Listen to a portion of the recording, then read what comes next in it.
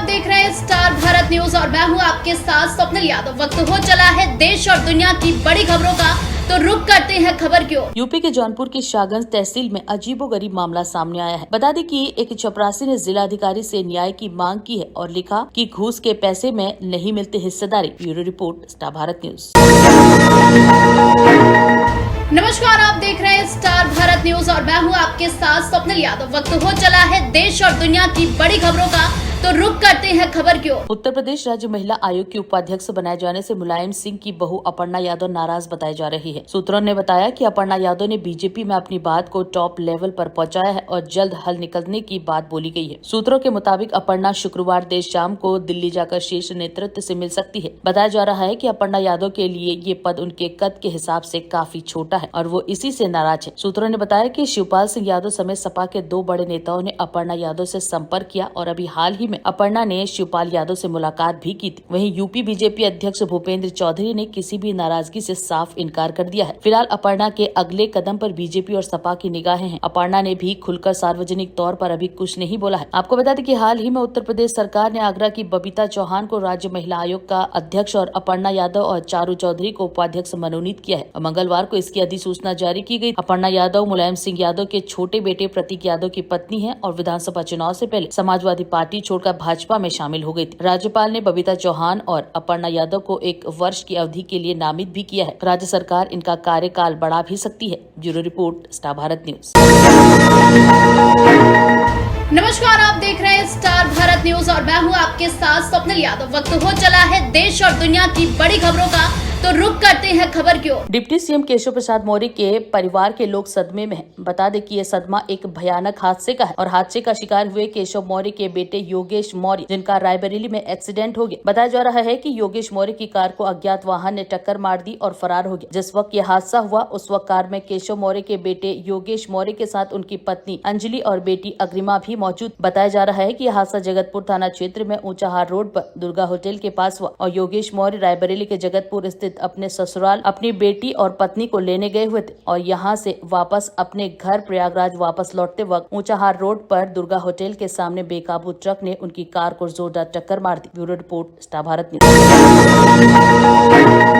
नमस्कार, आप देख रहे हैं स्टार भारत न्यूज और मैं हूं आपके साथ स्वप्निल यादव। वक्त हो चला है देश और दुनिया की बड़ी खबरों का, तो रुक करते हैं खबर की ओर। हरतालिका तीज के अवसर पर प्रयागराज में गंगा घाट पर महिलाएं और अन्य श्रद्धालु स्नान और पूजा के लिए पहुंचे। हरतालिका तीज पर मंगलवार को दोपहर बाद गंगा घाट महिलाओं से पटे रहे। बता दें कि दिन भर निर्जला व्रत रखकर गंगा स्नान के साथ ही सुहागिनों ने भगवान शंकर और माता पार्वती की पूजा अर्चना की और मंदिरों में श्रद्धालुओं की काफी भीड़ देखने को मिली। श्रृंगार के सामानों और बच्चों के खिलौने की दुकानें लगी। गंगा स्नान के पश्चात महिलाओं ने मिट्टी से बने भगवान शंकर और माता पार्वती की मूर्ति के समक्ष विधि विधान से पूजा अर्चना भी की और इस दौरान तारकेश्वर महादेव और पंचमुखी महादेव मंदिर में दर्शन पूजन के लिए महिलाओं की भीड़ लगी रही। बाढ़ को देखते हुए गंगा घाटों पर सुरक्षा के कड़े इंतजाम किए गए थे और बैरिकेडिंग सहित प्रकाश की भी समुचित व्यवस्था की गई थी। घाटों पर पुलिस के जवान और महिला पुलिसकर्मी मुस्तैद रहे। नगर के घाटों पर महिलाओं ने गंगा स्नान कर पूजा अर्चना की। Bureau report, star Bharat news.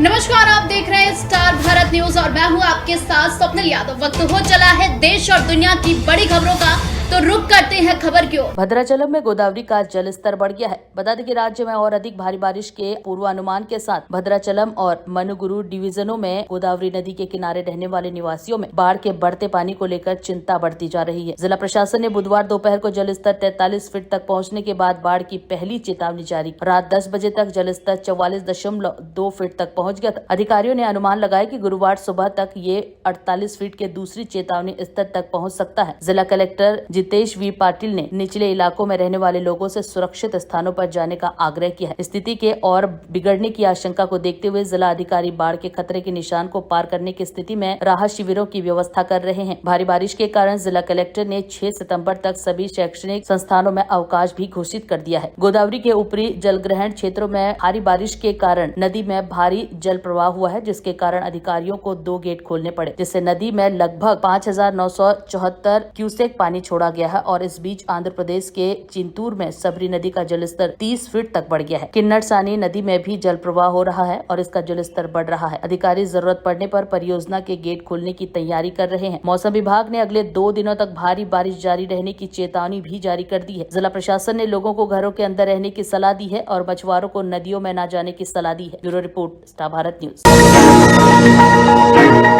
नमस्कार, आप देख रहे हैं स्टार भारत न्यूज और मैं हूं आपके साथ स्वप्निल यादव। वक्त हो चला है देश और दुनिया की बड़ी खबरों का, तो रुक करते हैं खबर की ओर। प्रधानमंत्री नरेंद्र मोदी ब्रुनेई और सिंगापुर की अपनी यात्रा पूरी करने के बाद बृहस्पतिवार रात स्वदेश लौट आए हैं। यात्रा के दौरान उन्होंने दोनों देशों के शीर्ष नेतृत्व के साथ ऐतिहासिक संबंधों को मजबूत बनाने, साझेदारी मजबूत करने और 2 दक्षिण पूर्व एशियाई देशों से निवेश आकर्षित करने पर व्यापक चर्चा की। प्रधानमंत्री मोदी की 2 दिवसीय सिंगापुर यात्रा के दौरान जारी संयुक्त बयान में दोनों देशों ने हिंद प्रशांत क्षेत्र में शांति और स्थिरता को बढ़ावा देने के लिए मिलकर काम करने की प्रतिबद्धता जताई, जिससे मुक्त व्यापार और खुले बाजारों को बढ़ावा देने में मदद मिलेगी। और इससे पहले पीएम मोदी ने एक्स पर कहा कि उनके सिंगापुर यात्रा अत्यंत सार्थक रही। उन्होंने कहा कि यह निश्चित रूप से द्विपक्षीय संबंधों को मजबूत देगी और हमारे देशों के लोगों को लाभान्वित करेगी। मैं सिंगापुर की सरकार और लोगों को उनकी गर्मजोशी के लिए धन्यवाद देता हूँ। मोदी सिंगापुर के अपने समकक्ष लॉरेंस वोंग के निमंत्रण पर यहाँ आए थे। बता दें कि सिंगापुर की उनकी 5वीं आधिकारिक यात्रा थी और उनकी 2 दिवसीय सिंगापुर यात्रा के साथ ही दोनों देशों ने अपने द्विपक्षीय संबंधों का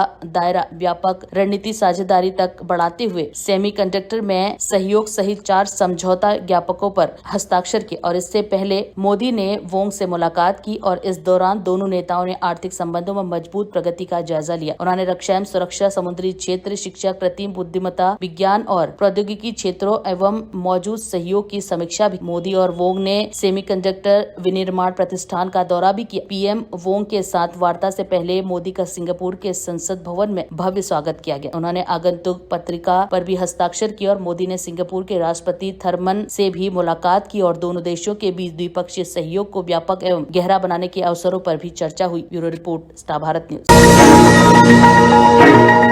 नमस्कार, आप देख रहे हैं स्टार भारत न्यूज और मैं हूं आपके साथ स्वप्निल यादव। वक्त हो चला है देश और दुनिया की बड़ी खबरों का, तो रुक करते हैं खबर की ओर। कानपुर के पनकी थाना क्षेत्र के अंतर्गत गुरुवार देर शाम को एक तेज रफ्तार ट्रक अनियंत्रित होकर करीब 40 फीट ऊंचाई से रेलवे ट्रैक पर जा गिरा। स्थानीय लोगों ने इसकी सूचना पुलिस और रेलवे के प्रशासनिक अफसर को दी। सूचना मिलते ही मौके पर पहुंची पुलिस और रेलवे के अफसरों ने अप लाइन को बंद करवाया और इसके साथ ही ट्रक को रेलवे से ट्रैक से साइड कराया। बता दें कि इस हादसे में ट्रक चालक की मौके पर ही मृत्यु हो गई। वहीं पुलिस ने ट्रक चालक के शव को कब्जे में लेकर पोस्टमार्टम के लिए भेज दिया है। वहीं पुलिस द्वारा आगे की कार्रवाई की जा रही है। ट्रक के रेलवे ट्रैक पर गिरने से ये तेज धमाका हुआ। पुलिस के मुताबिक बिल्हौर से रहमतपुर निवासी रामकिशोर गुरुवार देर शाम गुजैनी बाईपास की तरफ से भौती की ओर ट्रक लेकर तेज रफ्तार से जा रहा था और तभी पांडू नहर पुल के पास ट्रक पुल की रेलिंग को तोड़ते हुए करीब 40 फीट ऊंचाई से नीचे झांसी रेलवे लाइन ट्रैक पर जाकर गिर गया। और स्थानीय लोगों की माने तो ट्रक के रेलवे ट्रैक पर गिरने से इतने जोर का धमाका हुआ कि मानो कोई बम फट गया। धमाके की आवाज सुनते ही लोग मौके पर पहुंचे तो देखा कि ट्रक रेलवे ट्रैक पर पड़ा हुआ है। स्थानीय लोगों का कहना है कि गनीमत ये रही कि नीचे से कोई ट्रेन नहीं गुजर रही थी, वरना एक बड़ा हादसा हो सकता था। आनन फानन में उन्होंने इसकी सूचना पुलिस को दी और सूचना मिलते ही करीब 8 से 10 थाने की फोर्स और रेलवे के अधिकारी कर्मचारी वहां मौके पर पहुंचे और लाइन को बंद करा राहत कार्य में जुट गए। इस हादसे में ट्रक चालक की मौके पर ही दर्दनाक मौत हो गई। हादसे के बाद अप लाइन बाधित हो गया। पुलिस ने ट्रक चालक के शव को कब्जे में लेकर पोस्टमार्टम के लिए भेज दिया है। कई ट्रेन प्रभावित हुई है। बता दें कि इस हादसे के कुछ देर बाद ही इस रूट से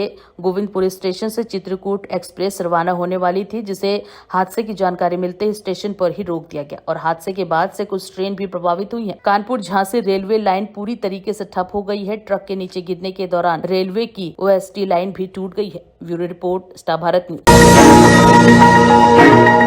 नमस्कार, आप देख रहे हैं स्टार भारत न्यूज और मैं हूं आपके साथ स्वप्निल यादव। वक्त हो चला है देश और दुनिया की बड़ी खबरों का, तो रुक करते हैं खबर की ओर। आंध्र प्रदेश में केंद्रीय मंत्री शिवराज सिंह चौहान ने विजयवाड़ा में बाढ़ प्रभावित इलाकों का दौरा किया और उन्होंने कहा कि फसलों को भी बहुत नुकसान हुआ है और नुकसान का आकलन करने का काम शुरू हो गया है। साथ ही उन्होंने कहा कि 5 दिन से लोगों के घरों में पानी भरा हुआ है और ऐसी बारिश 50 साल में कभी नहीं हुई। बाढ़ से जूझ रहे आंध्र प्रदेश के विजयवाड़ा का बृहस्पतिवार को केंद्रीय कृषि मंत्री शिवराज सिंह चौहान ने विजयवाड़ा का हवाई सर्वे किया। उन्होंने बाढ़ प्रभावित प्रभावित इलाकों का नाव में बैठकर जायजा लिया। आंध्र प्रदेश के मुख्यमंत्री चंद्रबाबू नायडू ने शिवराज सिंह चौहान को बाढ़ के बारे में जानकारी दी। वहीं केंद्रीय मंत्री शिवराज सिंह चौहान ने कहा कि विजयवाड़ा में अभूतपूर्व संकट की स्थिति है। उन्होंने कहा कि संकट की घड़ी में प्रदेश सरकार ने मुख्यमंत्री नायडू के नेतृत्व में दिन रात काम किया और केंद्र ने भी भरपूर सहयोग किया है। एनडीआरएफ की टीमें लगातार यहां कार्य कर रही हैं। इतने भयानक जल प्रलय के बाद भी मानव जीवन का नुकसान बहुत न्यूनतम हुआ है। ड्रोन के जरिए फंसे हुए लोगों तक खाने के पैकेट्स, दूध और पानी पहुंचाया जा रहा है। युद्ध स्तर पर सफाई का कार्य चल रहा है। शिवराज सिंह चौहान ने कहा कि फसलों को भी बहुत नुकसान हुआ है। लगभग 2 लाख किसान प्रभावित हुए हैं और नुकसान का आकलन करने का काम शुरू हो गया है। साथ ही उन्होंने कहा कि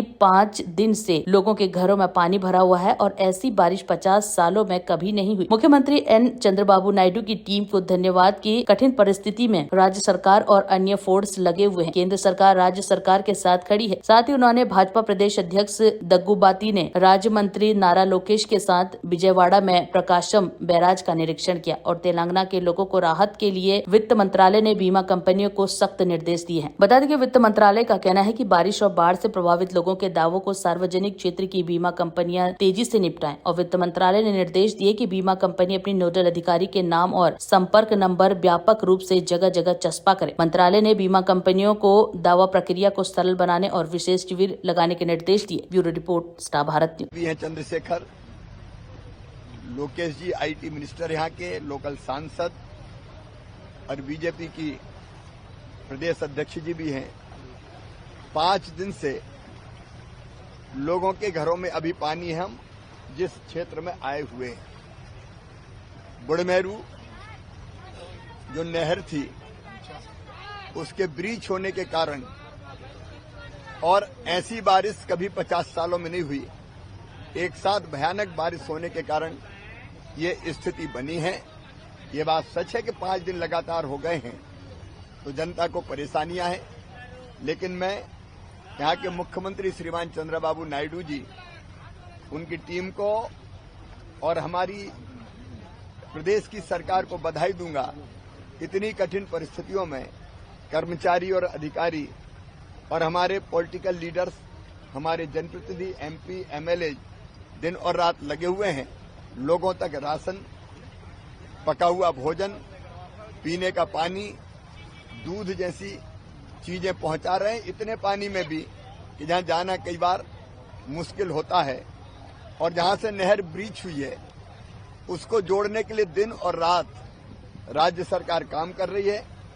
इरिगेशन मिनिस्टर वहां लगातार बैठे हुए हैं और कोशिश है कि जल्दी से जल्दी उस ब्रीच को बंद कर दिया जाए ताकि ये पानी आना बंद हो। मैं प्रदेश की सरकार की प्रशंसा करते हुए जनता की जो समस्याएं सुनी हैं, मैं यही कहना चाहता हूं कि प्रधानमंत्री जी बहुत संवेदनशील हैं और मैं उनके निर्देश पर यहां आया हूं। यहां की जनता की तात्कालिक आवश्यकताएं भी पूरी हो रही हैं, लेकिन बाद में जो डैमेज हुआ है, जो नुकसान हुआ है, वो चाहे फसलों का हो चाहे घरों के सामान का हो, वो बहुत बड़ा और बहुत भयानक है। इतिहास में ऐसा फ्लड यहाँ कभी आया नहीं और इसलिए केंद्र सरकार राज्य सरकार को पूरी मदद करेगी, सहयोग करेगी और केंद्र सरकार और राज्य सरकार दोनों मिलकर जनता को इस संकट से बाहर निकालेंगे, संकट के पार ले जाएंगे। और संकट की इस घड़ी में केंद्र सरकार और राज्य सरकार दोनों जनता के साथ खड़ी है। हम सारी व्यवस्थाएं बहाल करेंगे और जनता को सामान्य जीवन जनता के लिए लौट कर बिताना संभव हो, उसके हर व्यवस्था और हर प्रबंध करेंगे। यही प्रयत्न यहाँ लगातार जारी है। नमस्कार, आप देख रहे हैं स्टार भारत न्यूज और मैं हूं आपके साथ स्वप्निल यादव। वक्त हो चला है देश और दुनिया की बड़ी खबरों का, तो रुक करते हैं खबर की ओर। हरियाणा विधानसभा चुनाव को लेकर राजनीति सरगर्मियां तेज हो गई हैं और इस बीच खबर सामने आ रही है कि कुश्ती के 2 धाकड़ यानी कि खिलाड़ी विनेश फोगाट और बजरंग पूनिया आज कांग्रेस पार्टी में शामिल होंगे। बजरंग पूनिया ने आज दोपहर 1:30 पर कांग्रेस में शामिल होने की बात कही है। बता दें कि पिछले काफी समय से ऐसे कयास लगाए जा रहे थे कि कुश्ती के दोनों धाकड़ पहलवान कांग्रेस पार्टी में शामिल हो सकते हैं और इससे पहले दोनों ने राहुल गांधी से मुलाकात भी की थी। हरियाणा बीजेपी के वरिष्ठ नेता अनिल विज ने विनेश फोगाट को लेकर कहा कि अगर विनेश देश की बेटी से कांग्रेस की बेटी बनना चाहती है तो हमें क्या ऐतराज होगा। उन्होंने पहलवानों के विरोध प्रदर्शन का जिक्र करते हुए कहा कि कांग्रेस पहले दिन से ही पहलवानों के बैक में थी और कांग्रेस के उकसाने से ही वो आंदोलन चल रहा था, नहीं तो उसका फैसला भी हो जाता। और इससे पहले बीजेपी सांसद मनोज तिवारी ने भी विनेश फोगाट को लेकर कहा था कि विनेश को जल्द ये समझ में आ जाएगा कि कांग्रेस उनकी प्रतिष्ठा को भुनाना चाहती है। क्या विनेश फोगाट 370 लगाना चाहती है, दलितों पर अत्याचार करना चाहती है? इसलिए ये थोड़ी देर की बात है, सबको वक्त पर समझ आ जाएगा। Bureau report, star Bharat news.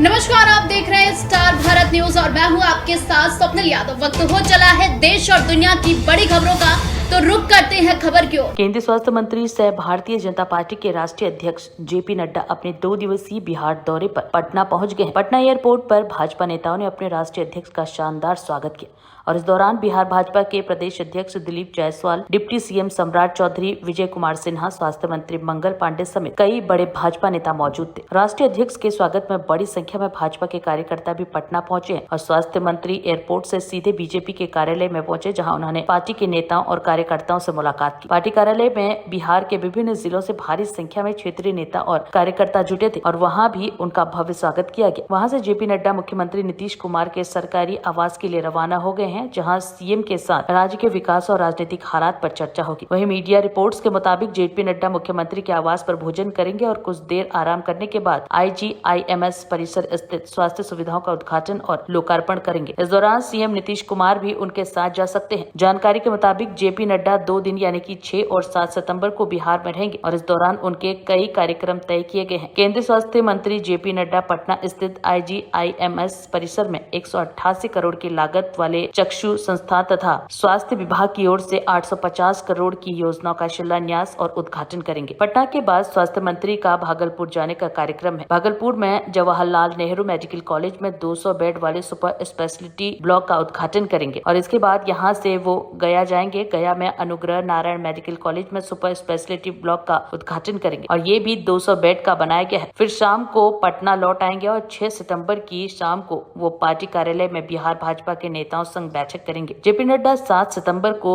PMCH में बन रहे वर्ल्ड क्लास अस्पताल को देखने जाएंगे और इसके बाद वो दरभंगा में एम्स के लिए प्रस्तावित स्थल का मुआयना करेंगे। बता दें कि दरभंगा के शोभन बाईपास पर बिहार का दूसरा एम्स बनने वाला है और वो दरभंगा मेडिकल कॉलेज में 200 और मुजफ्फरपुर मेडिकल कॉलेज में 200 बेड सुपर स्पेशलिटी ब्लॉक का उद्घाटन करेंगे। वहीं 7 सितंबर को देर शाम वो दिल्ली रवाना हो जाएंगे। Bureau report, star Bharat news. नमस्कार, आप देख रहे हैं स्टार भारत न्यूज और मैं हूं आपके साथ स्वप्निल यादव। वक्त हो चला है देश और दुनिया की बड़ी खबरों का, तो रुक करते हैं खबर की ओर। लालबाग चाराजा की सबसे बहुप्रतीक्षित पहली झलक कल यानी कि गुरुवार शाम को देखने को मिली। बता दें कि इस मौके पर रिलायंस इंडस्ट्री के चेयरमैन मुकेश अंबानी के छोटे बेटे यानी कि अनंत अंबानी ने एक मुकुट लालबाग चाराजा को दान किया और इस मुकुट की खूब चर्चा भी हो रही, क्योंकि इसे बनाने में 20 किलो सोने का इस्तेमाल किया गया है। सोने की मुकुट की कीमत 15 करोड़ रुपए बताई जा रही है। गुरुवार को लालबाग चाराजा की मूर्ति का अनावरण किया गया, जिसके बाद 20 किलो के सोने के मुकुट को लालबाग चाराजा को पहनाया गया और ये मुकुट अनंत अंबानी और रिलायंस फाउंडेशन की तरफ से दान में दिया गया था। अनंत अंबानी और पूरा अंबानी परिवार पिछले कई सालों से लालबाग चाराजा मंडल से जुड़ा हुआ है। बता दें कि वो लालबाग चाराजा की विसर्जन यात्रा में भी शामिल होते हैं। लालबाग चाराजा मंडल के अध्यक्ष बाला साहेब कांबले ने कहा कि कल 20 किलो के सोने का मुकुट दान में अंबानी फैमिली की तरफ से लाया गया है। पहली झलक के बाद राजा को ये मुकुट पहनाया गया। अंबानी परिवार लंबे समय से मंडल से जुड़ा हुआ है और वो गणपति बप्पा के प्रति उनकी भक्ति देखकर हमें गर्व महसूस होता है और वो अक्सर इस उत्सव में शामिल होते हैं। अनंत ने एक इंटरव्यू के दौरान बताया कि वो एक वर्ल्ड क्लास बिजनेस परिवार होने के अलावा वो सभी बहुत धार्मिक और आध्यात्मिक है और सनातन धर्म में आस्था भी रखते हैं। आगे अनंत ने कहा कि मेरे भाई बहुत बड़े शिव भक्त हैं और मेरे पिता भगवान गणेश की पूजा अर्चना करते हैं। मेरी माँ नवरात्रि में पूरे 9 दिन के व्रत करती है और मेरी दादी भी श्रीनाथ जी की भक्त है। मेरे परिवार में हर कोई भगवान का भक्त है। अनंत ने कहा कि हमारे पास जो भी है सब उनका दिया हुआ है। हमारा विश्वास है कि ईश्वर हर जगह है, आप में और मुझ में। मेरा पूरा परिवार सनातन धर्म को मानता है। Bureau report, star Bharat news. नमस्कार, आप देख रहे हैं स्टार भारत न्यूज और मैं हूं आपके साथ स्वप्निल यादव। वक्त हो चला है देश और दुनिया की बड़ी खबरों का, तो रुक करते हैं खबर की ओर। अखिल भारत हिंदू महासभा के राष्ट्रीय विधि सलाहकार शैलेंद्र श्रीवास्तव द्वारा अपनी कार्यकारिणी का गठन करते हुए उत्तर प्रदेश प्रेस क्लब में आज शपथ ग्रहण समारोह का आयोजन कराया गया, जिसमें राष्ट्रीय अध्यक्ष ऋषि त्रिवेदी, राष्ट्रीय प्रवक्ता शिशिर चतुर्वेदी, प्रदेश कार्यकारी अध्यक्ष चंद्र मौली शुक्ला, प्रदेश विशेष सलाहकार प्रकाश श्रीवास्तव, प्रचार मंत्री सुनील सिंह एवं अंतर्राष्ट्रीय मंडलाधीश महादेव बाबा एवं लखनऊ लोअर कोर्ट एवं हाई कोर्ट के जाने माने वकील ने भाग लिया। समारोह में भाग लेते हुए वक्ताओं ने बांग्लादेश में हिंदुओं पर हुए अत्याचार पर चर्चा करते हुए हिंदू एकता पर बल दिया गया तथा भाजपा के मुस्लिम तुष्टीकरण के तरफ झुकाव की सभी वक्ताओं द्वारा आलोचना की गई। प्रदेश विशेष सलाहकार प्रकाश श्रीवास्तव ने बताया कि भाजपा अपनी हिंदुत्व की नीति से विमुख हो रही है, तभी तो कट्टर हिंदुत्व के सारे सत्ता के शिखर पर पहुंचकर तानाशाही रवैया अपनाते हुए अधिक से अधिक मुस्लिमों को भाजपा का सदस्य बनाने पर जोर दे रही है। ये तो तय है कि जितने भी मुसलमानों को अपने पाले में लाने का प्रयास कर ले, वो इन्हें कतई वोट देने वाले नहीं है। Bureau report, star Bharat news. पदाधिकारी यहाँ बनाए गए हैं, देश के आप आया, उन सबका मैं स्वागत करते। आपका ही संगठन है जो देश में आजादी के बाद हिंदुस्तानियों का पहला संगठन है, क्योंकि इससे पुरानी एक ही पार्टी है, वो है कांग्रेस, और काम करते हैं और हिंदुओं की आवाज उठाने वाला ये संगठन। हिंदू मतलब हिंदू की परिभाषा देने वाले हिंदू महासभा, सावरकर जी ने हिंदू महासभा हिंदू की परिभाषा बनाई थी। ये आप सबको मालूम है कि नहीं मालूम है, ये आपको जानकारी नहीं। उन्होंने कहा था जो सिंधु से लेकर सिंधु के आस पास से लेकर यहाँ पावन धरती भारतवर्ष की यहाँ पे रहने वाले सभी धर्म के लोग हिंदू हैं। तो उन्होंने जो गणना उसकी की थी, वो वहीं से हिंदू महासभा का जो प्रारंभ है वो सावरकर जी हमने लिए, हमने डॉक्टर श्यामा प्रसाद मुखर्जी दिए, हमने तमाम ऐसे योद्धा लाला लाजपत राय जी दिए। हम लोग के जिस प्रकार से तमाम जो आज आदरणीय मोदी जी जो नाम पुकारते मंचों से, वो सारे के सारे नेता आपके संगठन है, ये आपके लिए गर्व का विषय है। सावरकर जी के बारे में तो आपने देखा होगा, भी एक फिल्म भी बनी जिस प्रकार से सावरकर जी का राष्ट्रीय प्रवक्ता शिशिर चतुर्वेदी जी, विधि प्रकोष्ठ और समाज के साथ में हमारे पत्रकार बंधु, मीडिया बंधुओं, मीडिया से आए सभी साथियों, मेरे हिंदूवादी साथियों, एक साथ सब लोग बोलिए, जात पात की करो विदाई, जात पात की करो विदाई। साथियों, बात शिक्षा की हो रही थी। एक दिन मैं गूगल पे देख रहा था, बात सन 1811 की है। इंग्लैंड में पहला स्कूल खोला गया था और हमारे देश में 1850 में 7,32,000 गुरुकुल थे। इतनी सरकारें आई और गई, शिक्षा के क्षेत्र में हम लोग कितना आगे गए, इतना आगे गए, हमारे गुरुकुल मुश्किल से 600-800 बचे हैं। और अभी 25 अगस्त को, जैसा कि सभी आप लोग को मालूम भी है, आप लोग गए भी थे, अयोध्या में राष्ट्रीय प्रांतीय अधिवेशन हुआ है, जिसमें ऋषि त्रिवेदी जी को राष्ट्रीय अध्यक्ष निर्विवाद रूप से, निर्विरोध रूप से मनोनीत किया जा चुका है। और उसी क्रम में माननीय अध्यक्ष श्री ऋषि कुमार त्रिवेदी जी द्वारा मुझे राष्ट्रीय विधि सलाहकार की जिम्मेदारी भी दी गई है, प्रदेश अध्यक्ष विधि प्रकोष्ठ के साथ में, जिसका मैं कृतज्ञ और आभार प्रकट करता हूँ। जय जय हिंदुराज, जय जय हिंदुराज। सर्वप्रथम मैं चाहूंगा कि अखिल भारत हिंदू महासभा में मुझे लेकर के आने वाले माननीय पंकज तिवारी जी हमारे सम्मुख बैठे, मैं चाहूंगा कि मंच पे आ जाएं। जगह है, आ जाए, अच्छा लगेगा मुझे।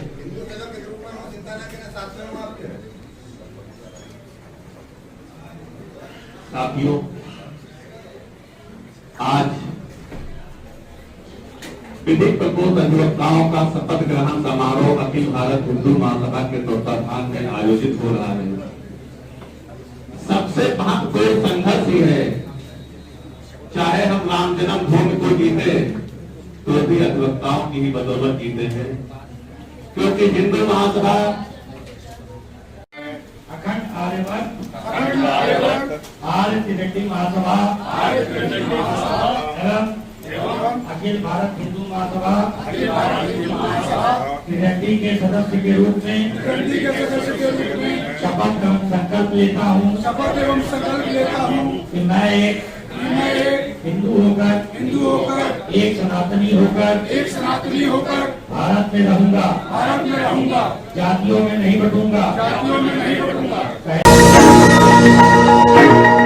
नमस्कार, आप देख रहे हैं स्टार भारत न्यूज और मैं हूं आपके साथ स्वप्निल यादव। वक्त हो चला है देश और दुनिया की बड़ी खबरों का, तो रुक करते हैं खबर की ओर। बिहार के मुख्यमंत्री नीतीश कुमार ने लालू यादव के घर पहुंचकर उनका हालचाल जाना और इस दौरान आरजेडी नेता बिहार में और नेता विपक्ष तेजस्वी यादव राबड़ी देवी भी वहां मौजूद थी। ये मुलाकात भारतीय राजनीति में भूचाल ला सकती है, क्योंकि विगत कुछ दिनों में ये नीतीश और तेजस्वी की तीसरी मुलाकात है और लोग इनके निहितार्थ निकाल रहे हैं। हालांकि नीतीश कुमार के मन में क्या चल रहा है ये कोई नहीं जानता। बता दें कि इस बीच बिहार में नई खिचड़ी के पकने की चर्चाओं के बीच केंद्रीय मंत्री और भाजपा के राष्ट्रीय अध्यक्ष जेपी नड्डा पटना में मुख्यमंत्री नीतीश कुमार के आवास पर पहुंचे हैं। पर यह घटनाक्रम भारतीय राजनीति में आने वाले भूचाल की ओर इशारा तो नहीं कर रहा, ये तो आने वाला ही समय बताएगा। Bureau report, star Bharat news. नमस्कार, आप देख रहे हैं स्टार भारत न्यूज और मैं हूं आपके साथ स्वप्निल यादव। वक्त हो चला है देश और दुनिया की बड़ी खबरों का, तो रुक करते हैं खबर की ओर। मध्य प्रदेश के उज्जैन में दिन दहाड़े रेप का एक वीडियो सोशल मीडिया पर वायरल हो रहा है। बता दें कि ये वीडियो कोयला फाटक इलाके का बताया जा रहा है और इस वीडियो को लेकर कांग्रेस नेताओं ने जमकर बयानबाजी भी की है और पुलिस ने एक्शन लेते हुए आरोपी को फिलहाल गिरफ्तार कर लिया है। उज्जैन के कोयला फाटक इलाके में एक महिला के साथ रेप का वीडियो इन दिनों वायरल हो रहा है। बता दें कि ये वीडियो दोपहर का है और सड़क पर खुले आसमान के नीचे महिला के साथ एक युवक रेप कर रहा है और लोग महिला की मदद करने के बजाय वीडियो बना रहे हैं। जैसे ही ये वीडियो सोशल मीडिया पर वायरल हुआ, वैसे ही कांग्रेस नेताओं ने बीजेपी सरकार पर तीखे आरोप लगाने शुरू कर दिए। कांग्रेस के प्रदेश अध्यक्ष जीतू पटवारी ने मुख्यमंत्री डॉक्टर मोहन यादव पर गिरते हुए प्रदेश की कानून व्यवस्था को लेकर जुबानी हमला किया है। उधर उज्जैन पुलिस ने आरोपी को गिरफ्तार कर लिया है। बता दें कि पुलिस अधीक्षक प्रदीप शर्मा ने बताया कि इस मामले में महिला की ओर से शिकायत भी प्राप्त नहीं हुई थी, लेकिन सोशल मीडिया पर वीडियो वायरल होने के बाद आरोपी को गिरफ्तार कर लिया गया। पुलिस ने खुद ही मामले को संज्ञान में लिया है। Bureau report, star Bharat news.